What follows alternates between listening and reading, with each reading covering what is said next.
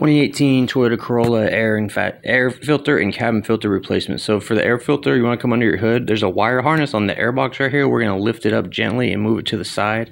That way when we undo these clips, this box will come up. There's a metal clip right here. Push that off. Just push it backwards. And then there's kind of like a secret one over here. Push this back right there.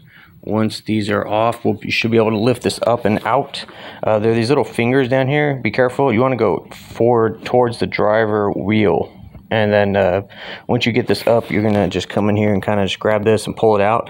Use two hands. I only have one hand right now because I got my other hand on the camera, but it's a lot easier with two hands.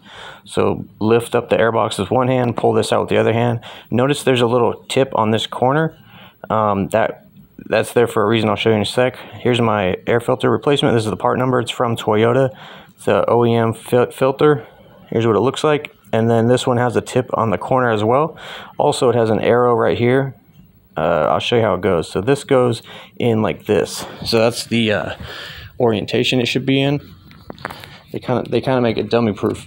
So you're gonna lift this up and then put your filter in with the cornered piece on the inside and then that little arrow on the outside. So once that's in, we're gonna put the little plastic fingers in their place first. Tilt this upwards and kind of dive them in there. Once those are in there, you should be able to push it down and then get these clips and push these clips up. If they're being stubborn or you can't get it, something's probably not aligned right. So they shouldn't be too hard. So I can get these on. Once you get one on, you should be able to get the other one on fine. Come over here and get this one on. All right. And then after that, we're going to put the wire harness back in the guide and then you are done. Now for the cabin filter, come in your passenger seat, remove anything from the glove box. Then you want to open your door and there's a little plunger that is responsible for making your glove box open slow. Take your thumb and just push that off to the side like that, and then you can push it up to get it out of the way. Once that's out of the way, we're going to squeeze both sides of the glove box. Use two hands and then you'll just pull this down. Once this comes down, you'll have access to your cabin filter door.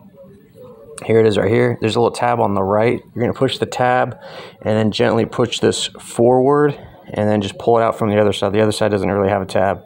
Notice it has an up arrow on the cabin filter. When you put your new one in, you want that up arrow pointed the same way. I don't think this one was installed correctly because it kind of is bouncing around in there. But here it is. It's dirty. I got a new one. This is my Toyota OEM cabin filter number. That's your part number. You can get these aftermarket if you need to for a lot cheaper. So go ahead and now the way I found it was just kind of pushed in like this.